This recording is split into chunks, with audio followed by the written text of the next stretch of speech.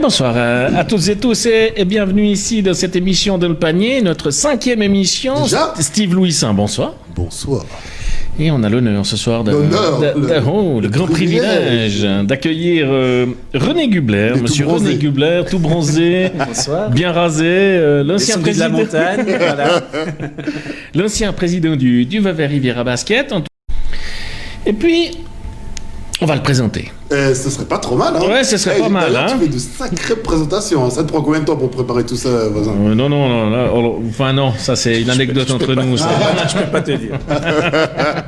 Allez, vas-y. Alors, le petit René voit le jour du côté alémanique de la Suisse à Zurich le 8 juin 1970. Divorcé, mais en couple, 2 enfants. Le jeune René obtient son diplôme de commerce en 1989 à l'école supérieure de Wetzigron. Il débarque dans un canton qu'il ne quittera plus en 1990. Débute comme employé de commerce d'une entreprise de machines de production de tubes laminés. Puis en 1993, se lance dans ce qui sera son créneau, l'écolage. Entre 1993 et 2016, c'est plusieurs écoles internationales à son actif, notamment ISM et Riviera School à Montreux. Et depuis maintenant 4 ans, directeur général de la FACEM, la Fondation d'accueil de la petite enfance à Montreux et environ. Mais ce monsieur, il a également été président du Vevey Riviera Basket durant 12 ans, de 2007 à 2019, et c'est pour cela qu'il est là, ce soir, parmi nous. Mais avant de commencer, je dois juste encore souligner qu'il est un grand supporter de la Sud-Curve. De quoi?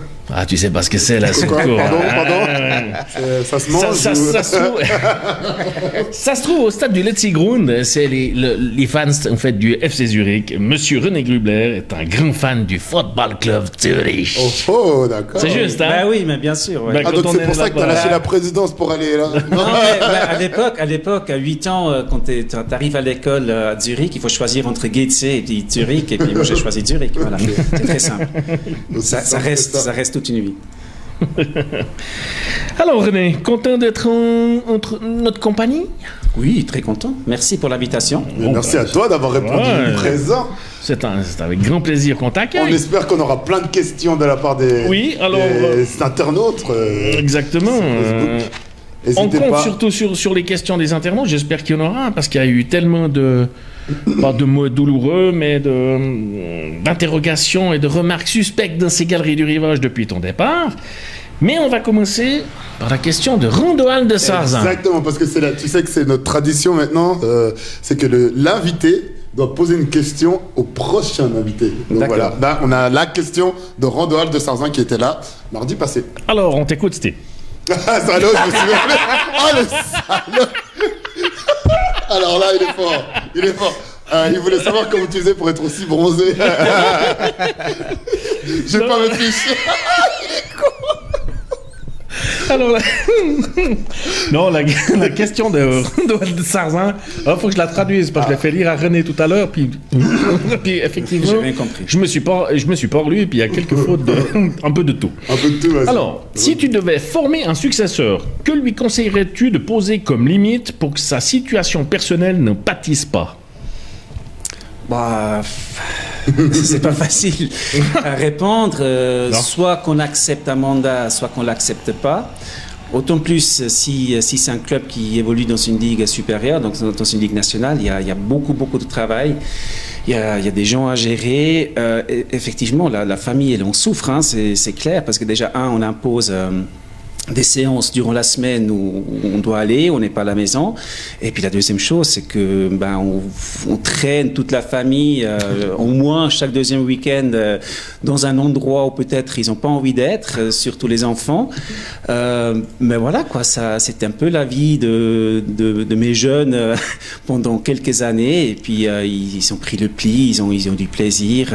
Même si je corrige un petit peu ton résumé, avec 2 enfants.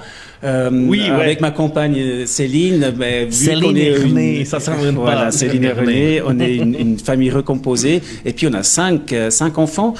Donc finalement, c'était une petite entreprise qui s'est déplacée aux galeries, qui a géré le bar, qui a ramassé les déchets, qui a supporté l'équipe. Donc c'était une belle aventure quand même. Mais il faut faire attention que ça prenne pas le dessus.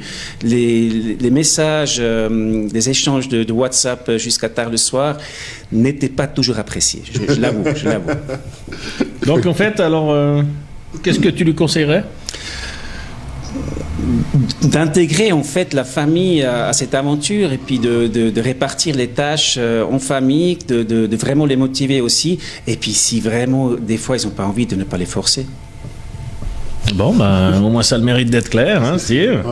Ça a le mérite d'être clair. En tout cas, alors, chers internautes, on espère plein de questions de votre part, hein, parce que pour l'instant, il n'y en a pas. Mais ils arrivent. Ils vont c'est le 14 juillet. Joyeux sortent... anniversaire à la France, d'ailleurs. Ouais, ils sortent de table, là, ils vont arriver. Ouais, j'espère. Ouais. Mais nous, on en a des questions, on en a, donc il n'y a pas de souci. C'est sûr. En 12 années de présidence, donc si je ne me trompe pas, tu as dû faire 13 ans de comité, ou 14 ? Ouais, à peu près. Je ne les ai pas vraiment comptés, mais je suis devenu président relativement rapidement. Oui, après, je suis arrivé en octobre au comité. 2006, je crois, que tu arrives au comité. Hein, et puis après, il manquait du coup un président. Puis quand ils se sont posé la question, tout le monde a fait un pas en arrière. Puis moi, je suis resté. J'ai pas entendu la question, donc du coup, j'étais président. Voilà. Ça s'est un peu fait comme ça. Voilà la vraie histoire. Dans ces 12 années de présidence, que regrettes-tu? Si tu as un regret. Il ne faut pas avoir de regrets parce que c'est du bénévolat. Donc, si on accepte la mission, encore une fois, hein, c'est qu'on l'accepte. Des regrets, peut-être de ne pas toujours intégrer tout le monde à des décisions parce qu'on a quand même un comité, on doit partager, mais des fois on n'a juste pas le temps, on n'a juste pas la patience des fois aussi qui manque de vouloir discuter tout jusqu'au bout. On doit aller vite, on doit décider, donc finalement, peut-être c'est là où j'ai des regrets de ne pas toujours avoir été un bon président qui a intégré tout le monde du comité. Écoute, j'ai déjà une question de... ça c'est beau, c'est la plus rapide. Ouais, non, mais j'ai déjà une question de quelqu'un que tu connais, Mathieu Messager, pour pas le nommer. Ah tiens. Tu connais, hein? Oui. Il revient quand, René? Non, ça c'est une question blague. Mais c'est vrai qu'il l'a pris. C'est vrai, non, mais je crois que c'est bon, j'ai fait le tour. 12 ans, c'est beaucoup. C'est vraiment... mes enfants ont 14 et 16 ans, donc voilà quoi, pour eux, c'est une petite vie. J'ai fait le tour, j'ai fait beaucoup. Déjà avant, j'étais municipal à Chessel. J'ai oublié de le mentionner, d'autres bénévolats et tout ça. Donc, je crois qu'il faut laisser la place pour d'autres maintenant. Ouais, j'ai donné pour l'instant en tout cas. Pour l'instant. Mais ça sera plutôt un taxi pour personnes âgées. Quand tu veux te ramener toi-même? D'ailleurs, il faut qu'on mette le masque pour. Oui, il faut qu'on fasse gaffe. Risque, Tu l'as déjà fait de la semaine passée, ça. Jolie note. Non, alors, il y a un commentaire de Mathieu Gouard. Tu vois qui est Mathieu? Oui, bien sûr. Alors, merci pour tout. Sans vous, il y aurait sûrement plus de basket à Vevey. Quel est votre plus beau souvenir à Vevey? En tant que président? En tant que président? Je pense, oui. En tant que joueur? En tant que touriste? En tant que joueur. Non, alors, merci pour la question déjà. Je ne sais pas s'il y aurait plus de basket à Vevey. En tout cas, c'était chaud à l'époque quand on a repris le club qui était un peu en détresse, effectivement. Le plus beau souvenir, il y en a plusieurs. Il n'y a pas un plus beau. Le plus émotionnel, je pense, c'est les 3 points de Jankovic contre Neuchâtel. Et évidemment aussi la montée de Ligue B en Liga. Donc le titre, c'était quelque chose d'extraordinaire parce qu'on n'était absolument pas sûr contre Nyon. C'était chaud. Et puis on avait Babacar Touré qui avait de la fièvre. On n'était pas sûr du tout. Mais on n'est jamais sûr avant un match. Hein. On a toujours peur. Ça reste du sport. Ça reste du sport, oui. Un commentaire de Cédric Sobrero. Merci René pour l'ensemble de ton travail. Effectivement, sans toi, le club ne serait déjà plus là. Est-ce que tu as beaucoup de commentaires de gens justement qui te remercient d'avoir été là pour le club autant d'années? À l'époque, oui, mais quand on croise des gens, quand on discute lors des assemblées ou quand on boit un verre lors d'un match, on en parle, bien sûr. Mais après, je ne veux pas me jeter des lauriers parce que forcément, c'est toujours un travail d'équipe. Il faut avoir un comité, il faut quelqu'un qui gère le mouvement jeunesse, il y a des sponsors, il y a des gens qui aident. Et puis là, j'aimerais aussi mentionner ce qu'il n'a pas encore fait jusqu'à présent, Nicolas Maudou. qui est arrivé au club aussi après quelques années de ma présidence et puis qui a fait un travail énorme. Je pense Nicolas, il a autant de mérite que moi, si on a du mérite, parce que sans lui, il n'y aura pas eu des sponsors qui se sont joints à nous. Il a fait un travail titanesque avec Daniel dans l'administration et tout, l'organisation des repas de soutien. Donc c'est quelqu'un qui était extrêmement important aussi. Donc c'est un travail d'équipe. Et la question au contraire, est-ce que ça t'arrive d'avoir des commentaires un peu de gens qui disent ah, t'as pas fait bien, oh, c'était pas bien, non, etc. Mais non, ils osent pas. Ils osent pas. Mais non, mais critiquer par derrière, c'est toujours plus simple. C'est toujours plus simple. Évidemment, une fois qu'il est plus là, on peut cracher dessus. Ce qui est tout à fait normal. D'ailleurs, quand je suis parti, j'ai dit, mais mettez la faute sur moi, comme ça sera plus simple. Évidemment, parce que on reprend quelque chose. Donc, on n'a pas forcément toutes les connaissances. Ouais. Ça nous est arrivé à nous, à l'époque, avec Philippe Imhoff, quand on a repris cette présidence, cette administration. On a découvert des choses qu'on ne savait pas, mais il faut s'adapter, quoi, c'est tout. Il faut relever le défi et puis aller de l'avant. Okay. Sinon, il n'y a pas de solution. Une question de quelqu'un que tu connais bien aussi, Daniel Wieland. Alors, salut, Daniel. Qu'on salue d'ailleurs. Bonjour René. Au début de ta présidence, tu as repris le club en difficulté financière avec le but de mettre le club sur les bons rails en 3 ans. Quelles sont tes motivations pour y être resté plus longtemps ? Bon, après 3 ans, après 3-4 ans, on était vraiment sur les bons rails. Donc on a repris une dette d'environ 150 000 francs à l'époque. Wow. En Ligue B. Hein. En Ligue B. Après, voilà, c'est un peu un manque de présidents qui se sont bousculés au portillon. Ils ne sont pas bousculés. Mais du moment où ça se passait bien, où j'étais à l'aise, je ne voyais pas pourquoi je devais partir. Du moment où ça se passe bien, mais on reste, quoi. Okay. C'était aussi un plaisir, hein, c'était pas juste un poids. Oui, il t'est reproché, en tout cas des commentaires que j'ai entendus ces derniers mois, de récents bénévoles, que Gubler, de toute façon, c'était pas un bon président parce qu'il s'occupait pas du mouvement jeunesse et qu'on le voyait jamais au match du mouvement jeunesse. C'est juste, mais ça, c'est ce que j'ai dit au début de ma présidence. Je suis arrivé, j'ai dit, si je me rappelle bien, je ne cherche pas de nouveaux amis. J'en ai déjà beaucoup. Et puis, je veux faire cette présidence pour aider le club, pour l'assainir, pour donner un coup de main. Mais je n'aurai pas le temps de m'occuper du mouvement jeunesse. Déjà, il y avait des personnes qui s'en occupaient parfaitement bien. Donc, effectivement, si vous avez un week-end sur 2, plus la semaine, pendant la semaine, de vous occuper de la première équipe, peut-être vous faites autre chose, un samedi ou un dimanche, quand il y a des jeunes qui jouent à Échalon. Donc, oui, effectivement, j'ai fait un choix. Il n'était pas toujours apprécié, je le comprends, je suis désolé, mais c'était juste un manque de temps, on ne peut pas tout faire. Et puis tu l'avais annoncé au début, je l'avais dit, oui, je l'avais dit. Mais c'était pas forcément un choix, je voulais juste me protéger aussi de ce fait de dire, mais il faut être partout. On ne peut pas. Non, c'est pas possible. Difficile. En plus, s'il y a des gens qui font très bien ce boulot, qui s'occupent du voilà, mais jeunesse, il n'y aurait aucune raison, quoi. On était quand même avec les représentants du mouvement jeunesse, René Cudray-Moreau et d'autres, en contact permanent. Donc, ils faisaient partie du comité, on a échangé. Mais effectivement, ça, c'est un manque que j'avoue, mais il n'était pas volontaire. Un petit commentaire de Nicolas Schenk. Merci René. À quand sa cravate jaune et bleue sur le mur du mémorial des Galeries du Rivage? Je crois que je ne l'ai plus, elle doit avoir une tache de vin rouge. Tu m'étonnes. Pas de soutien. Pas une tache de fondue ou bien... On donne tout. Alors, certains anciens, voire un peu plus jeunes, te rendent partie coupable des problèmes que l'on a connus, enfin que le club a connus lors de la dernière assemblée générale ordinaire. Qu'est-ce que tu leur réponds par rapport à ça? Quel problème? Quel problème par rapport à ce qui s'est passé lors de la votation face à M. Goraïeb? Oui, je crois qu'il a aussi des semi-vérités qui se disent ou qui ont été interprétées de manière totalement fausse, parce que moi, en tant que président, je ne peux pas donner un club, ou je peux pas...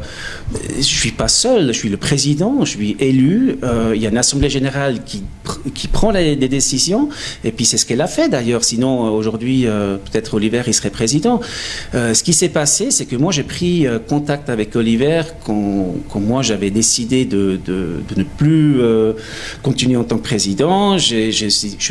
C'était une rencontre simple, cordiale, autour d'une pizza.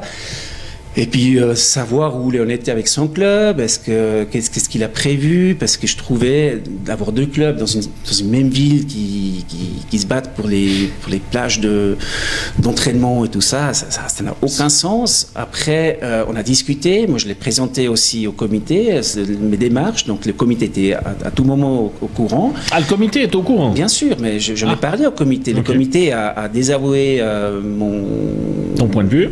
Mon point de vue, ce que je peux comprendre, j'ai expliqué pourquoi. S'il n'y a pas d'autres qui aimeraient reprendre la présidence. T'avais pas trop le choix en fait. Disons que si, mais finalement j'avais le choix de ne plus rempiler et puis finalement le club s'est retrouvé sans président. Voilà. Mais après, qu'est-ce qu'on veut faire? Je trouvais un peu bête d'avoir ces deux mouvements jeunesse séparés et puis à un moment donné il faut tourner la page et puis aller de l'avant. Ça n'a pas, évidemment, puis je peux le comprendre, n'a pas plu aux autres membres du comité. Je me plie à cette décision, c'est tout à fait normal. Si vous avez quelqu'un qui dit mais oui, je veux reprendre la présidence, oui, je veux investir, remettre de l'argent dans le club, je me dois de le proposer, je me dois de défendre mon avis. Mon avis c'était une solution. Finalement, l'Assemblée générale a décidé que non, ce qui a été accepté, et puis voilà. Parce qu'il faut rappeler qu'il n'y avait personne d'autre qui voulait reprendre la présidence à ce moment-là. Non. Donc toi, tu n'avais pas tellement... J'imagine que... Mais j'avais le choix était très restreint. J'avais le choix de ne trouver aucune solution, de ne chercher aucune solution, ce qui aurait été peut-être le plus simple. Mais effectivement, avec les antécédents entre le club et Oliver, il y avait des gens qui voulaient absolument pas qu'il revienne au club. À nouveau, je peux comprendre, mais à un moment donné, il faut une solution. Point. Donc peut-être ma démarche, elle a aidé à ce que le comité restant, après mon départ le 25 juillet, a décidé de mettre les bouchées doubles et puis de chercher quelqu'un. Aujourd'hui, on a une solution, on a une très bonne solution avec Nathan Zana, donc mission réussie. Mais à l'époque, il était sorti un article dans le régional que tout à coup, le VV Rivera Basket a tout de suite démenti par rapport à ce qui se passait avec Oliver. C'était quoi le vrai du faux, en fait, là-dedans? Non, parce que dans l'article, à nouveau, quand vous parlez à la presse, la presse, elle prend ce qu'elle a envie de prendre. Et puis, elle interprète d'une certaine manière. Il y avait des discussions, il y avait effectivement un article qui est apparu. Puis dans cet article, le journaliste, il a dit que ça va fusionner.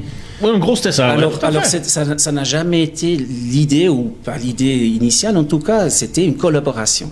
Donc, si on prend après ça mot pour mot, puis on dit ils veulent fusionner, forcément, puis c'est naturel que le VV Rivera Basket saute en l'air et dise non, absolument pas, on veut pas ça, on veut pas ci. C'est normal, mais ça me paraît naturel, c'est émotionnel, parce qu'on parle à nouveau de l'écusson auquel on tient, et puis voilà quoi. Donc, mais à un moment donné, il faut aller de l'avant.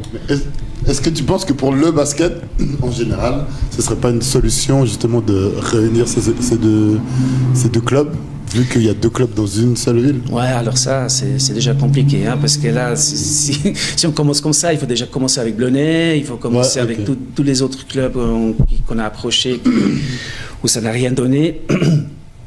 Maintenant... l'écusson, comme j'ai dit, l'écusson, il est important. L'appartenance, elle est importante. Une collaboration n'est pas exclue. Il faut qu'on collabore. Toutes les entreprises le font. Tout le monde, je veux dire, aujourd'hui, à la Poste, on peut commander des Stabilo Boss, n'est-ce pas? Je sais pas pourquoi tu parles de la Poste. Non, du tout. Là, je vais nous passer le soir. Non, pour dire que la collaboration, elle doit se faire. Elle va se faire, forcément. Peut-être les personnes concernées n'étaient pas les bonnes, mais à l'avenir, je pense, rester dans son coin et puis dire, mais en 1977, Blonay nous a désavoué, moi je ne le parle plus avec ses cons.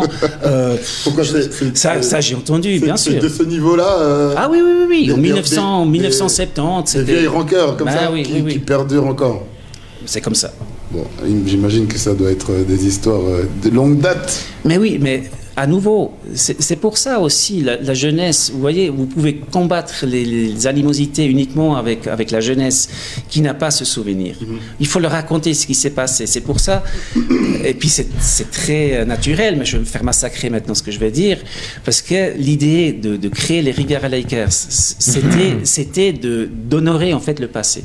Le Vevey Riviera Basket, ou le Vevey Basket à l'époque, avait un temps glorieux, voilà. Mais j'avais l'impression, en tout cas, quand je suis arrivé au club, et puis ça a perduré toutes ces années, tout le monde parle dans le passé. À l'époque, on était là, à l'époque, on a joué contre le Real, à l'époque, on a fait ci, à l'époque. Mais qu'est-ce qu'on fait pour l'avenir? Comment on se renouvelle? Et puis, c'était un peu l'idée de ces Riviera Lakers, de dire, mais le Vevey Riviera Basket reste, la jeunesse, elle reste Vevey Riviera Basket, mais donnant un côté un peu plus fun à la première équipe. Donc, ce côté américain, NBA, tout le monde l'a fait, hein, les Wallabies. Non, mais je crois que pour finir, ça avait bien passé, quoi. Riviera Lakers, au début, c'était voilà, ça a fait sourire au début, mais après, après on s'habitue à tout. Ouais, oui, ça sonnait bien. C'était ça l'idée de dire, mais voilà, maintenant on met un full stop pour la première équipe, on se base là-dessus, et puis on va devenir un club régional, pas veuvezan, régional. Le cœur, il sera toujours à Vevey, les couleurs seront toujours à veuvezanne, le fond, les galeries, tout ce côté émotionnel reste veuvezan. Il est ancré, on ne peut pas l'enlever. Mais montrant aussi, j'aurais voulu montrer à la région, à Montreux, la Tour de Paix, les Hauts, aller plus loin jusqu'à Saint-Save, jusqu'à Aigle, de devenir un club régional. D'ailleurs, le BBC Monté nous ont tout de suite piqué l'idée en rajoutant Chablais dans leur nom. Tu crois qu'ils se sont c'est inspirés? clair. Ben oui, je suis sûr. Les filous. On les salue bien. On les salue. D'ailleurs, mais je reprends un peu ce que tu as dit, mais est-ce que ce serait pas peut-être une solution, tu penses, de s'unir avec Montreux? Parce que j'imagine que ça pourrait faire un grand et fort club, justement, d'unir ces deux communes. Oui, mais après, bon, c'est facile à dire, hein, j'ai envie de dire, mais... ben voilà, encore une fois, c'est pour ça l'idée, quand tu parles à Montreux de Vevey, ils disent mais quand tu dis Riviera, ils disent c'est nous. Okay. C'est un peu une question. C'est un peu des castes quand même. Hein. Maintenant, voilà, c'était l'idée initiale. Et puis, étant sur Montreux depuis toujours, en fait, depuis que je travaille en Suisse romande, j'ai eu mes contacts. Et puis ils se sont dit tiens, mais ça pourrait nous intéresser. Mais ça prend ça prend 1 an, 2 ans pour décrocher un sponsor. C'est pas juste tiens, comme à l'époque, on se tape sur l'épaule et puis on dit tiens, filme 15 000 balles quoi. C'était comme ça avant? À l'époque, quand il n'y avait pas encore la TVA. Donc, quand les affaires se sont faites aux galeries, et puis on a fait du business. Hein. Mais aujourd'hui, il faut payer la TVA, il faut faire des contrats, et on peut les résilier, même s'il les résilie un peu à n'importe quel moment. Hein, quand ils n'ont plus de thunes, moi je ne paye plus. Il faut faire avec, aucun souci. Mais voilà, ça c'est une problématique qui est là. Ouais. Et d'ailleurs, en parlant de sponsoring, est-ce que... Non, il ne va pas nous donner d'argent. Ah bon, ciao. Allez, ciao. En parlant de sponsoring, est-ce que... Je paye la bière après. Jim Poussette non plus, laisse tomber. À chaque fois, il l'a fait celle-là. Est-ce que c'était... À quel point c'était difficile tout au long de ton mandat de trouver des sponsors? Est-ce que, et puis une petite question, est-ce que quand les gens ils te voyaient arriver, est-ce qu'ils se disaient ça y est, ils vont encore nous demander de l'argent? C'est le store. Raconte-nous un peu ton parcours par rapport au sponsoring. Alors bien sûr j'ai raconté plusieurs fois quand je vais arriver dans les bistrots après une séance de comité, les gars ils sont tournés la tête. Carrément. Non, il va encore nous demander pour nous chipper du fric. Bah oui, évidemment. Après le truc à 180 francs, à 300 francs, on trouve parce que les gens, c'est des amis, c'est des gars qui donnent un coup de main, peut-être juste pour avoir la paix aussi. Mais un sponsor, c'est quoi un sponsor? Il y a les sponsors, entre guillemets, les petits sponsors. Il ne faut pas les appeler comme ça parce que beaucoup de petits font beaucoup aussi, c'est très important. Mais les gros sponsors qui lâchent 15, 20, 50 000 francs, aujourd'hui, à mon avis, c'est un peu terminé en disant, on va chez eux, on dit, mais on a un club de basket, mais qu'est-ce qu'une entreprise locale qui lâche 15 000 francs à faire sur un maillot qui va jouer à Winterthur. Ouais, puis qui ne sera pas exposé. Rien, ouais. mais rien. Après, il y en a d'autres qui disent, mais je veux surtout pas être vu parce que sinon, il y a tout le monde qui me demande. Ah, waouh. Alors, il faut trouver d'autres moyens de rentrer. C'est pour ça qu'on a fait le RBSL, Riviera Business Sports Lunch. On a fait d'autres événements qui payent. Hein. Ça, c'est des gros événements. Mais vous êtes tributaire aussi de la météo, vous êtes tributaire des vacances, vous êtes tributaire si les entreprises laissent aller les employés et puis payer 180 francs pour un repas, et ainsi de suite. Donc, c'est la croix et la bannière. C'était très difficile. Très, très difficile.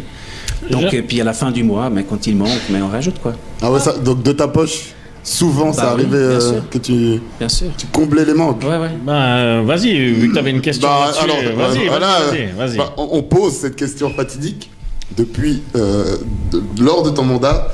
Combien d'argent as-tu mis pour combler les manques, justement? Est-ce que, j'imagine que tu dois avoir ça en tête, ça doit piquer. Est-ce que tu peux nous dire à peu près un chiffre? J'ai assez du style d'oublier rapidement.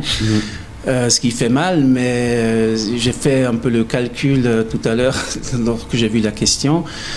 Je crois que, y compris le sponsoring avec mes propres sociétés. Ah ouais, pardon. Tape pas le micro. Sinon, il me tape sur les doigts. avec le sponsoring sur les 12 ans, je pense que c'est entre 200 et 250 000 francs. De ta poche? Oui. Waouh. Une minute de silence Non, mais pourquoi je dis ça? Parce que je te coupe, mais toutes les personnes qui osent te critiquer, faut peut-être qu'elles se rendent compte que tu as mis 200 000 francs de ta poche pour aider le club. Donc, même si tu as fait des erreurs comme tout le monde, à partir de là... Mais c'est ce qui peut-être amené Nathan Zadin en une saison, on ne le sait pas. Mais effectivement, je pense beaucoup de présidents qui sont dans un club traditionnel mettent la main au porte-monnaie. On n'a pas, en quelque sorte, pas le choix. Hein. C'est pas d'un coup vous mettez 200 000 francs, mais sur les 12 ans, 12-13 ans, je pense, je devais mettre entre 1 000 et 2 000 francs par mois pour combler les manques. Ça peut être un loyer pour un appartement, ça peut être payer l'assurance, payer une voiture, un leasing et tout ça, et puis ça s'accumule.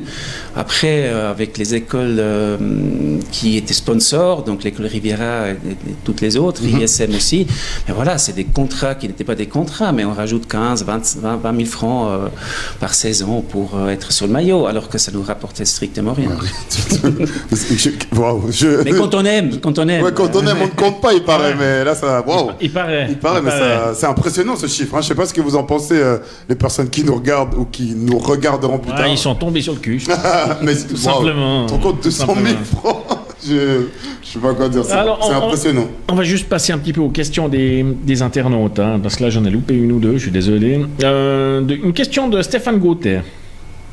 Oui. C'est le frère de Marcel, Benur Marcel. Bonjour, René, penses-tu que le VRB va rester en SBL pour la saison prochaine?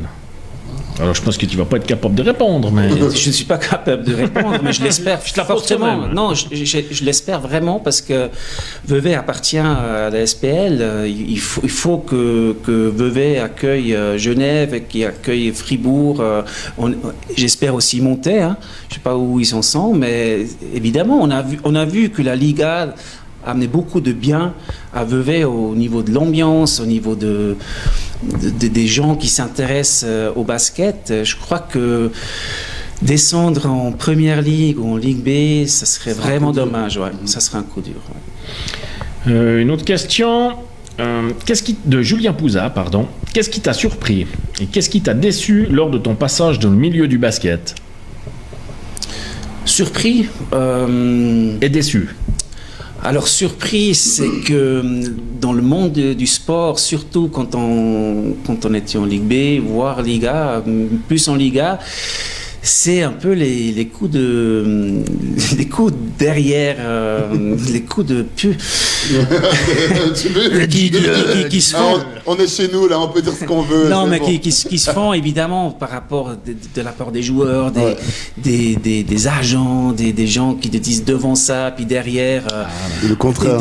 Un joueur qui négocie avec toi en direct un salaire alors que tu contactes l'agent, il a dit ça fait 2 mois qu'il a signé ailleurs. Ok, mais alors dis-nous quoi, je sais pas, mais ça c'était à la fin j'étais calé, hein, mais il faut tout mettre en question, première réponse est toujours non. faut toujours dire non, et puis après tu négocies. Mais C'est comme avec une femme en fait. Ah non, c'est le Joker. Il a sorti la carte Joker. Ouais, non, je crois qu'elle regarde. Mais est-ce qu'on peut dire que le monde des affaires et le monde du basket, enfin, est-ce que le monde du basket ou du sport haut niveau est plus coriace et plus difficile que le monde des affaires? Mais disons, il n'y a pas de cœur. Donc un joueur qui veut jouer quelque part, c'est premièrement le salaire. Ouais. Après, c'est le concept sportif ou le projet sportif, mais il n'y a pas de cœur, quoi. Le gars, il a 3008 ailleurs, si c'est au Tessin ou au Jura, mais il va là où il gagne le plus. C'est son boulot, c'est tout à fait normal. Hein. Enfin, une carrière, ça ne dure pas 20 ans non plus. C'est ça, c'est ça. Donc c'est tout à fait... Mais ça, j'ai compris avec le temps. Avec la suite, en disant, quand je voulais faire un peu de dire, allez, t'es bien ici, non? De la belle ville, mais ils n'ont rien à foutre. Tu m'étonnes. Ah oui, il regarde le chèque à la fin du mois. Comme tout un chacun, quoi, faut pas rêver. Une question de Mathieu Gouac. Que penses-tu du public veuvezin? Non, il est extraordinaire. Il faut le gérer, hein. Non, ça, je trouve, j'ai vu ça nulle part ailleurs, lors des matchs ailleurs. Je trouve ça, c'est vraiment extraordinaire. Évidemment, quand tu gagnes, c'est nickel, ils sont là, ils chantent, il y a les tambours, tout va bien. Ouais. Tu perds 3 fois de suite, mais t'es en enfer. Mais ça nous met aussi, ça m'a mis en fait une certaine pression en disant il faut faire juste là, mais on peut pas faire n'importe quoi. Il faut communiquer, il faut dire aux gens, il faut aller à la rencontre aussi, et puis discuter, et puis dire ramasser. Ouais, mais on est nul là, on est nul, effectivement. Mais pourquoi on est nul? Parce que peut-être il y a un petit manque quelque part. Oui, mais le public veuvezan, il est extraordinaire. J'ai jamais vu ça. C'est une fête à chaque fois. Hein. Même quand il y a peu de monde, un dimanche après-midi, on a quand même réussi à avoir du monde. Je trouvais ça extraordinaire, franchement.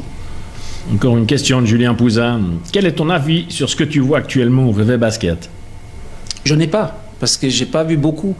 Après, je pense pas qu'il parle forcément de jeu, hein. Je pense qu'il parle de ce qui se passe un peu en coulisses. Franchement, je n'ai pas les informations parce que, comme mon dernier message sur Facebook que j'ai dit servir et disparaître, je l'ai fait. Je suis sorti de Facebook, je suis sorti de tous les réseaux sociaux. Ça existe? Parce que... quoi? Ouais, c'est Insta. Les vieux, on a TikTok, Facebook. c'est TikTok maintenant. Faut vraiment qu'on se mette à la page. Non, pour dire que j'ai vraiment coupé avec ça parce que je devais avoir une distance. Et puis, j'avais surtout pas envie d'être le président qui dit tu vois maintenant qu'est-ce qui se passe, c'est pas normal. Non, parce que chaque équipe, elle a au moins besoin d'une saison pour se mettre en place, pour se mettre en selle et puis aller de l'avant. Maintenant, évidemment, j'entends des choses. Il faut qu'ils fassent avec, quoi. C'est la seule chose que je leur souhaite, c'est qu'ils puissent réussir en SPL. Après, le nerf de la guerre, comme d'hab, c'est le fric, c'est l'argent.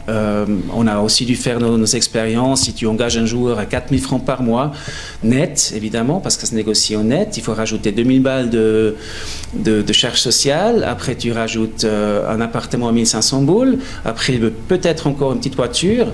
Et puis, rentrer 2 fois par saison à la maison aux États-Unis. Donc, c'est des gars qui sont à 4 000 balles de base, ils sont à 8 000 balles par mois. Et ça, il faut juste savoir. Et puis, on a tendance, au début, peut-être, de dire, tiens, ils sont à 4 000. Mais non, ils sont pas à 4 000, ils sont à 8 000, les gars. C'est les erreurs que tu faisais au début, j'imagine. Clairement. Hein. Tu disais, 4 000, ça va. Mais... C'est payé cher, hein, parce que quand tu dois prendre un vol de Minneapolis via l'Islande, la carte de crédit, elle morfle. Hein. Et puis la tienne, j'imagine. Ouais, elle a chauffé. Le club, il n'en a pas. Non, clairement. Clairement, mais là, je ne peux pas commenter parce qu'ils ont décidé de revenir à Vevey Riviera Basket. C'est peut-être une bonne décision. J'ai des doutes que les 200 likes ont vraiment apporté beaucoup de bénévoles. Hein. Parce que quand ils ont changé de nom, il y avait 200-260 likes. J'aimerais savoir combien de bénévoles qui ont dit « Ah oui, mais si c'est comme ça, on revient », comme lors de l'Assemblée Générale. J'ai des doutes. C'est peut-être le seul doute que j'ai, mais après, ça ne m'appartient pas du tout. L'avenir du club, maintenant, c'est entre les mains de Nathan, et puis je suis convaincu qu'une fois qu'il a la vitesse de croisière, qu'il va réussir. En tout cas, il est passionné. Il est passionné, Nathan. C'est ça. C'est un peut-être c'est double tranchant. Ouais. Parce que moi, en tant que non-basketteur, j'étais pas forcément... Ah, t'étais pas pivot? Ouais, en largeur. Ah, on était plusieurs. Ouais. Donc, j'étais pas un passionné du basket, je connaissais pas le sport. Donc, moi, je suis arrivé au niveau administratif. Ouais. Après, est-ce que ça peut mettre des bâtons dans les roues quand tu es un passionné du basket, parce que tu vas forcément pas seulement t'occuper de la présidence et puis de l'administration, mais aussi du jeu. Il y en a d'autres exemples. FC Sion. Ouais, c'est Sion, mais il y a aussi son collègue qui était longtemps au BBC Montais, qui s'énervait d'une manière assez extraordinaire au bord du terrain. Moi, j'ai gueulé au mauvais moment 3 secondes, même au début 5 secondes. Parce que je savais pas. J'ai un peu gueulé ce que les autres gueulaient aussi. Donc, Droit d'ici. Voilà. D'ailleurs, on fait rien de faux si on gueule sur l'arbitre. Hein, est-ce que tu étais le genre de président qui, lors de mauvaises passes, était capable d'aller mettre un petit savon aux joueurs, remonter envers le coach, ou tu laissais vraiment le coach gérer pleinement son vestiaire? Oui, clairement. Pour ça, il y avait d'autres qui étaient plus aptes à le faire que moi. On avait une période, je dirais, post-Povia. Il y avait Andrejevic qui est arrivé, où ça coinçait un petit peu, mais t'étais là. Je me souviens. Il y avait une petite... on s'en souvient. Une mini-révolution à l'interne. C'est là où on a eu tous les joueurs, on a parlé avec eux aussi. Mais sinon, mettre un savon, non, parce que c'est pas du tout mon style. Non, j'aime pas. D'ailleurs, ils sont tous plus grands que moi. Mais arriver au vestiaire et puis pousser une gueulée, mais de quel droit? Donc, c'est eux les pros. Et puis moi, j'ai pas les connaissances sportives pour dire, mais maintenant, le jeu intérieur doit s'améliorer. Mais des fois, peut-être pas forcément au niveau du style de jeu, de la tactique, mais des fois, si tu vois que l'attitude des joueurs, elle est mauvaise, elle a rentré dans le vestiaire et bam, et mettre une soufflante. Non. C'était pas ton style. Non. On a plutôt passé par les coachs. Ouais, ok. Une question de Stéphane Gautin, toujours. Quel était ton Américain et le joueur suisse préféré au VRB quand tu étais président? Question suivante. Alors. Non, parce que c'est comme quel est ton enfant préféré en famille, il n'y en a pas. C'est clair que j'ai eu peut-être des contacts privilégiés avec quelques joueurs. J'aimerais nommer Gilles Martin qui a eu une histoire assez extraordinaire avec nous, qui aussi en dehors du terrain, on s'est parlé, on a eu beaucoup de... je crois de respect mutuel, et puis on s'appréciait. Après, chez les étrangers, en tout cas pas Maddox, Maddox qui m'a appelé à 2h du matin avec une bouteille de vodka dans la tête. Quoi? I wanna go home. Ah non, sérieux? Ah ouais, bien sûr. C'est dans quelle année ça? Damon Maddox. C'est quand le Vevey Riviera Basket est redescendu en Ligue nationale. Mais raconte-nous alors, Ça devait être en 2006. Non, mais ça c'est des gars qui... C'était des cauchemars. Raconte, on veut savoir. Ouais. Ah ben, souvent, je crois d'ailleurs c'est Florian qui a rangé son appart. Alors avec mon épouse, on était allé ranger son appart. Le gars, c'était bonheur parce qu'il avait une Bible sur une comment on appelle ça, à côté du lit. C'est rien, vous inquiétez pas. Comment on appelle ça à côté du lit? Une petite commode là. Table de nuit. Ouais, oh là là, je m'excuse. Alors il y avait une table de nuit. Sur un côté d'une table de nuit, il avait la Bible, avec la photo de son épouse, plusieurs photos de son épouse, puis sur l'autre table de nuit, il avait les préservatifs. Puis alors des capsules de bière de tout le sol dans la cuisine, ça avait été un moment mémorable. Ouais, c'était Damon Maddox. Mais le gars, quand il avait envie de jouer, il était très fort. Ouais. Puis quand il avait pas envie, il avait pas reçu son salaire le 25 ou le 26, ou voire le 1, le 2, enfin... Oui, mais typiquement, ça il jouait plus, quoi. Il jouait plus, ouais. Non, il jouait plus, c'était fini. Après, parmi les autres, j'ai pas vraiment de préférence. Je comprends que c'est difficile. Il y avait la dernière saison, on avait une super équipe, et puis les Américains, ils ont tous joué le jeu. Jankovic, il a joué le jeu. C'est vraiment des gens que j'appréciais. Avant, on avait peu d'étrangers en fait. En Ligue B, t'en avais que 2, contrairement à 4 en Ligue 1. Ouais. Voire 5, 6. Au moment, il y avait... Ça dépend de la saison. 6, 7 même. Si tu devais changer quelque chose durant ces 12 années de présidence, tu changerais quoi? Une décision? Non, rien. En général, je pense. Ouais, en global. Non, je crois. Oui, mais après, si je pouvais recommencer à zéro, peut-être que je ne prendrais pas toujours les mêmes décisions. Des fois, voilà. Peut-être que je serais plus présent, plus directif jusqu'à un certain point, parce que de vouloir faire participer tout le monde est compliqué, surtout quand les budgets augmentent et puis ça devient une petite entreprise où il y a des obligations légales. On ne peut plus gérer ça comme un club avec des bénévoles. C'est ça. En fin de compte, si ça foire, c'est toi, quoi. C'est pour ta pomme. Ouais. Puis t'en ramasses, hein. Ouais, puis Et c'est pas fini. Mais j'ai des bons contacts à la TVA et tout, s'ils me connaissent. Non, mais c'est pour ça. Il est VIP. Non, mais c'est pour ça, c'est important j'avais 2 principes. Il faut payer les loyers, il faut payer les salaires. Ouais. Tout le reste, ça se négocie. Mais après, justement, les joueurs qui n'étaient pas payés, ils ne jouaient plus, quoi. C'est aussi un truc de... Mais je me souviens qu'il y a un joueur qui n'est pas venu au match, hein, on l'attendait, il n'est pas venu parce qu'il n'a pas été payé. Ah ouais. Donc j'ai dû jurer sur la tête de mes enfants qu'il sera payé le lendemain. Et il est venu jouer. Ah ouais. Ouais. Sinon, on n'avait pas assez. C'était qui? Ah, mais on va pas. Ouais, il est à la retraite maintenant. Il est encore de la région, donc ça. Ah, il est encore en activité? Pas en activité, mais il est de la région. Ok, pas de Il habite pas loin d'ici? On balance pas. Non. On balance pas, t'as raison. La LNA était un rêve qui est devenu réalité, mais ô combien compliqué en termes de finances. Un regret à ce niveau-là? Ouais, non, pas un regret, mais dans le monde du sport, tout se fait trop vite. Parce qu'une fois qu'on avait gagné le championnat de Ligue B, il fallait décider je ne sais plus combien de jours, 48 heures, on devait décider si oui ou non on voulait monter. Tu fais quoi? Tu dis, mais on part du principe qu'on va trouver, étant donné qu'on sera en Liga, on va trouver des sponsors, on va trouver les moyens, on va faire avec. Ou tu dis, non, on joue la carte sécurité et puis on ne fait pas.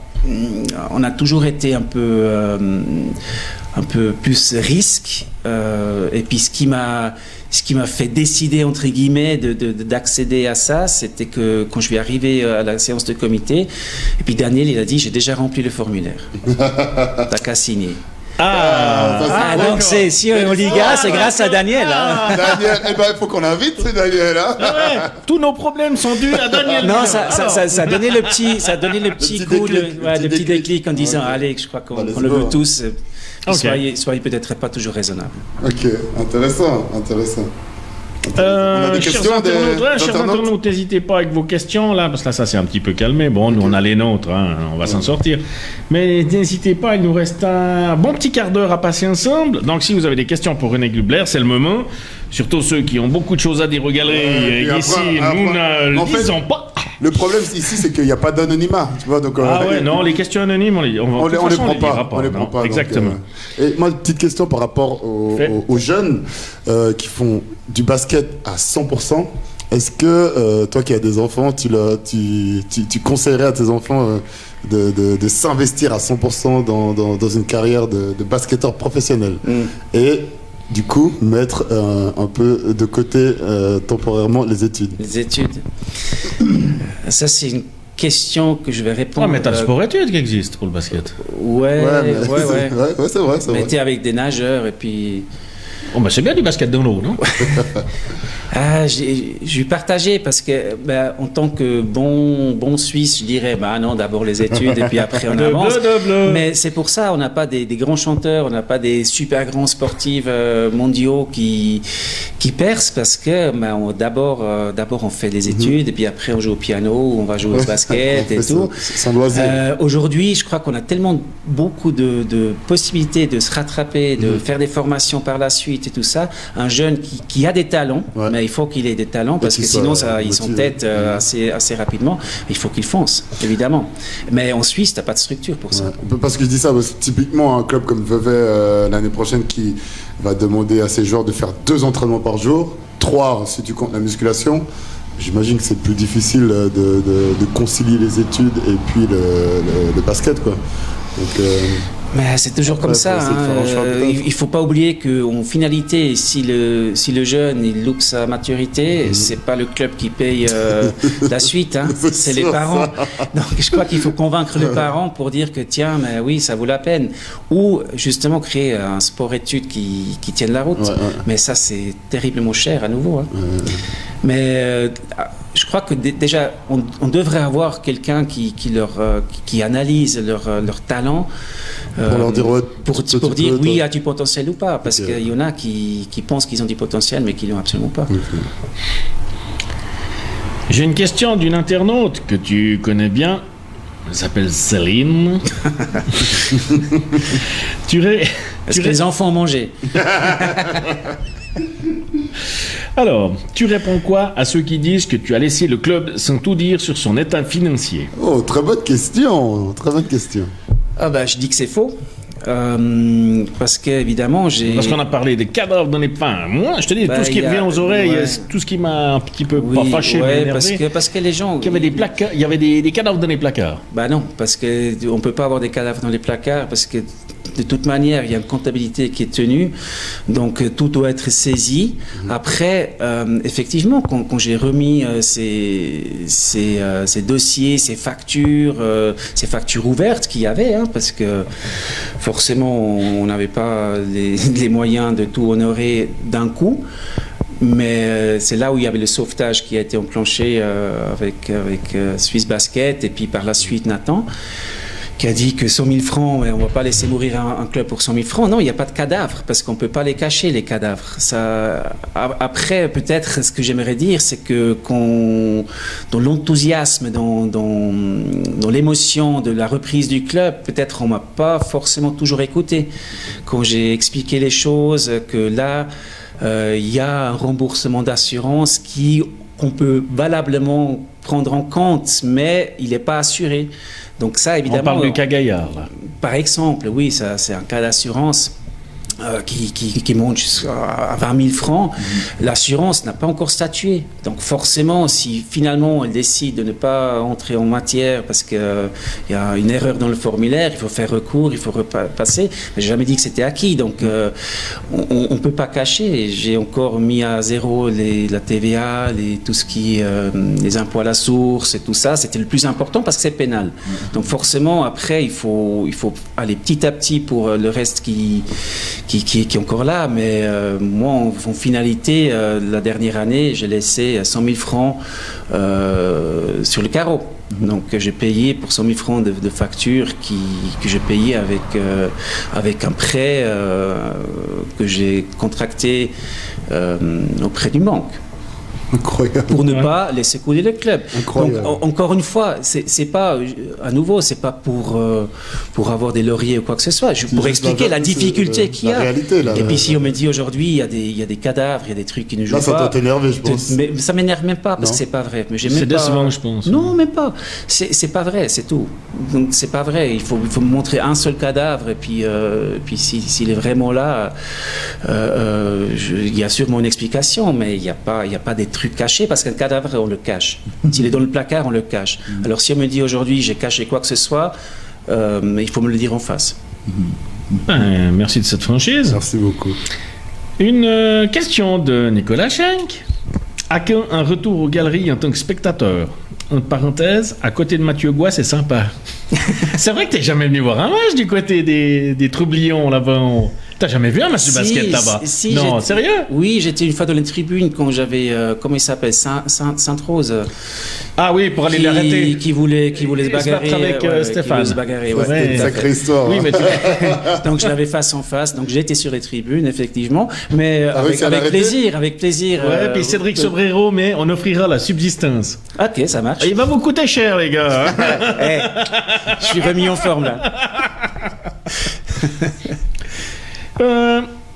Toi qui as vécu toutes ces années en tant que président, Swiss Basketball va-t-il dans le bon sens selon toi et que devrait-il peut-être modifier ou faire différemment? À nouveau. Toi, tu es passé de la Ligue nationale et on a vu après moi, Suisse Basket. J'ai vécu les années LNBA avec Gisler, avec d'autres qui sont beaucoup engagés. C'était une association qui fonctionnait, mais qui fonctionnait comme une famille. Donc forcément, ça a pris une plombe de faire un site internet un peu correct, d'avoir les résultats. C'était compliqué. Ouais. C'était compliqué, mais ça correspondait en fait au niveau de basket qu'on avait à l'époque. Ouais. Avec la reprise de Suisse Basket, je pense que ce qui s'est vraiment amélioré, c'est la présence médiatique, cette fierté qui s'affiche aussi avec les jingles, avec un encadrement qui est beaucoup plus professionnel. À quel prix, on ne sait pas, ou je ne le sais pas personnellement, mais on voit qu'il y a eu une poussée derrière avec le site internet qui fonctionne, les résultats qui sont directs. Je trouve ça extraordinaire. Ça, c'est vraiment bien. Oui, dorénavant, il y aura même une application, si je ne me trompe pas. C'est ce qu'il vient d'annoncer. Ouais. Après, ce côté familial, il s'est un peu perdu, même si on peut parler avec tout le monde à Swiss Basket, on peut expliquer les choses, mais tu as 10 jours de retard avec une facture, tu chopes 200 balles d'amende. Ah ouais, sans pitié avec ça. Sérieusement. Ouais, il manque une chaise, il manque un. Ouais, ça c'est un petit peu pénible. Ça c'était un peu. Après, tu peux pas honorer le rappel, et puis tu rechopes 200 balles derrière. Voilà quoi. Ouais, c'est lourdingue. Ouais, c'est énervant quoi. C'est une perte de temps, une perte d'énergie, et puis mais je comprends. Mais est-ce qu'ils n'agissent pas comme ça il y en a pas. Parce que certains ils abusent peut-être. J'imagine que c'est surtout pour encaisser. C'est surtout pour encaisser. Puis il faut pas oublier que tous ces travails-là, ils sont faits par des bénévoles. Non, mais après je comprends que la fédération, elle doit fonctionner. Tu peux pas attendre 6 mois avec ta facture de 16 000 balles ou 9 000 balles de cotisation. Je comprends, ils ont des salaires à payer, ils font plein de trucs derrière. Mais des fois un peu plus de souplesse aurait aidé à éviter des dépenses inutiles pour les clubs, ou en tout cas pour le nôtre. Donc Giancarlo, si tu nous entends. Magnifique. D'ailleurs, on invite. Hey. Oui, c'est chaque émission. Je crois que c'est l'anniversaire à Valère. Aujourd'hui ? Ouais, aujourd'hui ou hier. C'est la Saint Valère. Alors, ton meilleur souvenir durant cette période de présidence, c'est quoi ? Est-ce que tu en as un ? Alors, mais je reviens au titre ? Non, pas au titre, au match de Neuchâtel. Aux 3 points là. C'était vraiment... j'ai le même que lui. Je me posais une fois cette question. C'était un truc de dingue. Et puis après, ça passait dans les journaux. Mais c'était tellement inattendu. Et puis, c'était impossible au niveau du chrono de faire ça. Mais oui, mais je pense, on voit l'explosion de joie dans toute une salle, comme si on avait gagné le titre. Alors pour moi, au niveau émotion, c'était un truc assez dingue. Ouais. Giancarlo Sergi, là, qui nous met c'est par rapport à ce qu'on discutait tout à l'heure, c'est à cause de Valère Bula, en Veuvezin. C'est tout ce qui est bien, c'est grâce à Valère. Et tout le reste, non. On te l'a cédé pour pas cher. Pour pas cher déjà. Puis je pense que c'est vraiment, il a enrichi Swiss Basket. C'est quelqu'un qui a fait un travail énorme aussi quand il était dans le club. Il était en fin d'études, il a fait un stage chez nous. Voilà quoi, je suis content pour lui qu'il ait pu percer après dans le monde, dans le sport, déjà dans le monde du sport, mais en plus dans son sport à lui, c'est juste extraordinaire. Mais voilà quoi, donc salutations à Giancarlo et puis à Valère. Question de Marco Cheren. Ah, tiens, salut, Marco. Tu connais Marco Cheren? Oui, très bien. Le bouffeur de pâtes. Toi qui as pointé sur du coaching local pendant plusieurs années, as-tu vu une plus-value en engageant un coach étranger sur la fin de ton mandat ou n'as-tu vu aucune différence? Très bonne question. À nouveau, c'est un peu la question de ce qu'on peut se permettre, puis ce qu'on veut faire, ce qu'on veut envoyer comme message. Donc, on a effectivement eu des coachs locaux. Avec la dernière année avec Vlado, c'était juste extraordinaire parce que lui, je ne veux pas le traiter de malade, mais c'est un passionné, mais il respire le basket, il dort le basket, il mange le basket, il boit le basket. C'est quelqu'un qui a clairement amené un plus à cette équipe. C'est clairement quelqu'un qui a bouffé du veuvet, si j'ose dire ça comme ça, parce qu'on a dit, au début, quand on l'a engagé, on a dit, écoute, on n'a pas de thunes, On peut tourner avec un certain budget, mais on n'a pas de thunes, on ne peut pas faire de folie. Quand un joueur blessé, on ne peut pas aller chercher un autre. Cette saison, elle va être rock'n'roll. Et puis des fois, peut-être, quand vous avez vu durant le match, quand il m'a regardé dans les galeries et puis il a joué à la guitare, c'est parce qu'il a dit maintenant c'est rock'n'roll. et puis c'est un mec extraordinaire, il est passionné, il est gentil, il va de l'avant.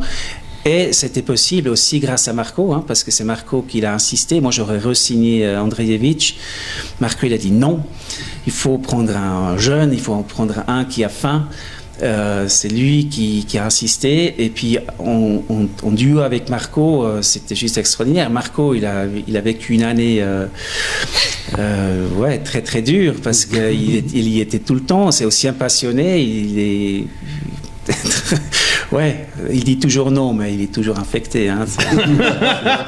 Il ne peut pas s'en sortir comme ça parce qu'on s'écrit un peu moins, mais on s'écrit quand même encore. Il va y revenir, Et il ne peut pas lâcher le basket. On a parlé de ton meilleur souvenir, mais ton pire souvenir? Mon pire souvenir, il y a plusieurs pires souvenirs parce que c'est souvent à la fin du mois. Le syndrome de la boîte aux lettres. C'est ça. Quand tu as 25 000 francs à l'époque en Ligue B, 24 000 francs de salaire, et puis il te manque 10, quoi.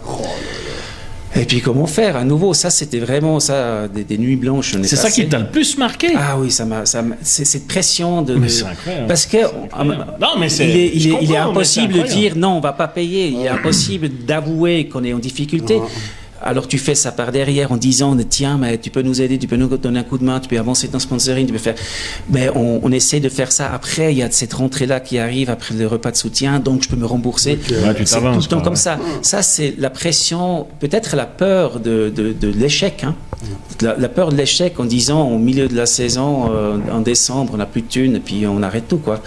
Ça, c'était pas un pire souvenir, mais c'est la pression en permanence qui dit que si tu lâches là, c'est toi qui as lâché. Et puis, toi, tu me mettais un point d'honneur à payer tes joueurs, quoi qu'il arrive. Donc, c'est pour ça que tu te mettais une pression encore plus forte. Je crois qu'on avait une fois un retard avec Gilles Martin d'un jour. Puis d'un seul jour. Et puis, il a compris. Non, mais ça va, c'est plus que non, mais pour dire, mais ça, c'était vraiment la priorité. Après, on n'avait pas les mêmes salaires qu'il y a peut-être aujourd'hui. On a eu en Ligue A, dernière saison, une enveloppe de 15 000 francs nets par mois. C'est trop fort. Ouais. Donc, c'est pas énorme.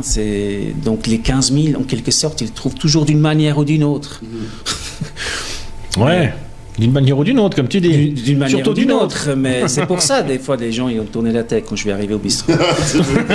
Ah non, on va pas lui... Au moins, tu payes les salaires. Parce que c'est vrai que je prends quelques joueurs suisses qui sont partis jouer à l'étranger. Et t'arrives à la fin du mois, t'as pas forcément ton salaire. Tu te dis, c'est juste un retard. Mais non, deuxième mois, mais il est où le salaire? Et puis en fait, tu te rends compte que ça arrive plus souvent qu'on ne le croit, dans les championnats en dehors de la Suisse. Tu as beau signer un contrat, mais derrière, t'es pas payé. Tu parles de l'Espagne non, c'est arrivé à mon frère. Mais voilà, c'est à lui que je pense. Ouais, mais d'autres qui sont partis à l'étranger, après, alors clairement, Vlado, il a dit en Serbie, si on doit avoir du renfort durant la saison, il faut aller vers janvier-février. Parce qu'ils ont payé jusqu'à Noël et puis après ils arrêtent de payer. C'est ce que je dis, voilà, tu vois. Et dans certains clubs, c'est comme ça. Ouais. Mais toi, justement, tu voulais absolument pas ça. Donc déjà, chapeau. Parce que tu as mis un point d'orgue à respecter ton engagement. Puis tous les joueurs étaient payés. Donc... Waouh. J'ai envie de dire, comment on peut te critiquer après mais c'est normal, mais c'est des gens qui savent peut-être pas tout ce qui se passe. Savent pas, c'est ça en fait. Et qui écoutent je crois l'idée, c'est pas laver du linge sale, mais juste pour expliquer aussi ce qu'on n'a jamais fait, la difficulté de gérer un club à ce niveau-là. Il faut pas oublier que c'est pas mon boulot. Donc j'ai travaillé à 100% à côté, on a des gamins, on a des impératifs aussi hors basket. C'est pas mon travail. Donc du coup tu travailles à 100%, donc te file encore une petite société une petite voilà, mais qui doit tourner parce que t'es pas seulement les trois supporters qui viennent regarder un match, il y a la télé qui vient, sont contents, les trois. Il y a la radio, non, il y a la radio qui vient, il y a voilà quoi. C'est un boulot à part entière, c'est du boulot, c'est du taf. J'ai encore une question. Lors de ton dernier exercice en tant que président, tu avais tendance un peu à tout faire toi-même, sans trop déléguer. Pourquoi ? Parce qu'on avait tellement, avec Marco, on avait tellement la tête dans le guidon que on n'avait juste pas le temps de consulter, quoi. C'est sans arrêt. Donc les séances de commission pour décider quoi, est-ce qu'il manque 600 francs pour payer le loyer à rue du Simplon 21, qu'est-ce qu'on fait? Non, à un moment donné, il faut aller de l'avant.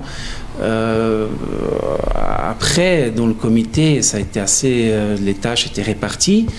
Mais on avait un travail énorme, une masse de travail énorme. Donc à un moment donné, tu baisses la tête et tu fonces comme un sanglier, quoi. T'as pas le choix. Hein. Oh, c'est pas un sanglier, pas monté.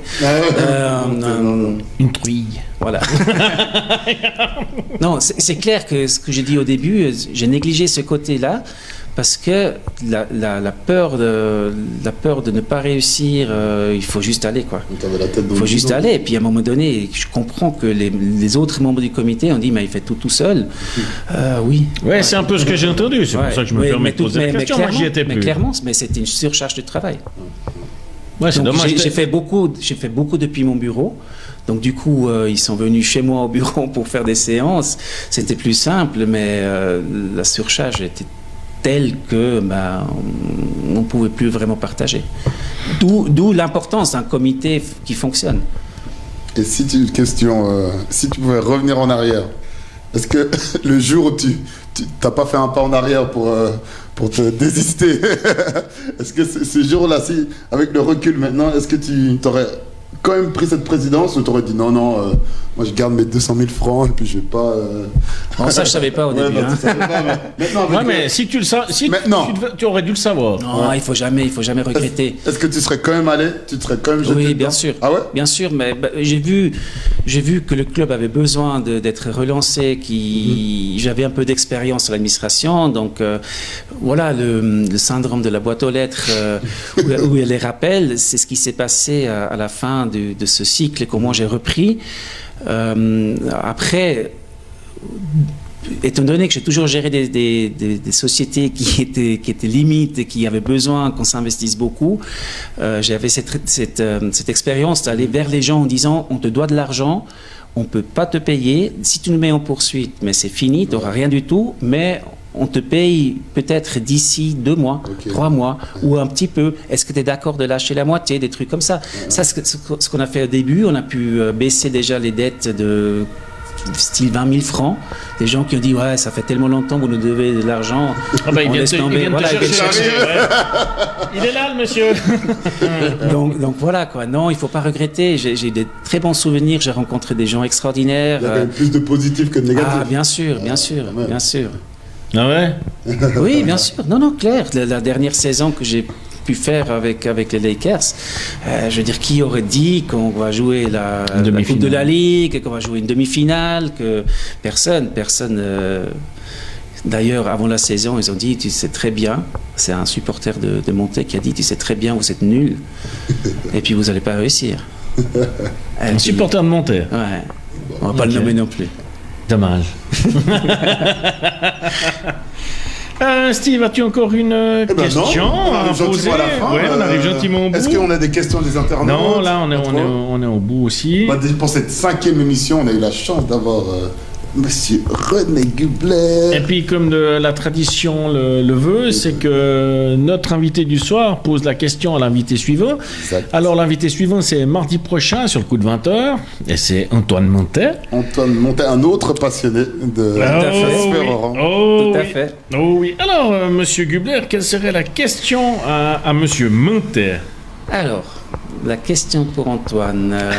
Est-ce que tu penses que le fait d'avoir entraîné des équipes féminines est un handicap pour reprendre une équipe masculine? D'accord. On lui posera la question, on va pas le louper. J'aimerais finir. Est-ce que tu as un message à faire passer avant la fin de l'émission, que ce soit général ou peut-être aux supporters qui ont été un peu piquants avec toi. Est-ce que tu voudrais dire quelque chose? Profite, non, c'est à toi. C'est à toi. Non, mais j'aimerais remercier tout le monde pour ces belles années. Franchement, c'est comme j'ai dit tout à l'heure, j'ai rencontré des gens extraordinaires, des gens qui sont passionnés, qui donneraient la dernière chemise pour le club. Et puis ça, on a senti aussi. Je préfère avoir un supporter qui doit payer l'abonnement de 16 ans de 180 francs 3 fois que de résigner ou de gueuler. C'est comme ça. Le club, il doit vivre avec ces personnes. Ouais. Non, je suis pas rancunier, mais d'ailleurs, je savais même pas ce qui s'est dit derrière mon dos parce que je suis plus revenu. J'ai entendu 2-3 trucs par des amis, mais en fin de compte, j'ai la conscience tranquille et puis j'ai passé des belles années. Je souhaite que le meilleur pour le club. Qu'il soit champion au plus vite. Dès cette année. Il ne me croit pas, moi. Il me croit pas, moi. Non, mais l'autre. Voilà. Donc, Noël, c'est non, merci. Eh ben, chapeau. Franchement, chapeau. Qu'est-ce qu'on pourrait... rien, je crois qu'écoute, on va s'arrêter là. Parce que, il y a juste 2-3. Il y a des merci. Merci pour tout, René. Il y a même un commentaire de Daniel. René, t'as supporté aussi Florian durant les séances de comité. Ouais, c'est du Daniel, quoi. Bien payer une bière, Daniel. Et Rosenblum. Bon, en tout cas, un grand merci René Gubler. J'espère que tu as passé un bon moment, quand même. Ouais, nickel. Je crois que c'était ça. Un grand merci à nos... Arrête avec cette chaise.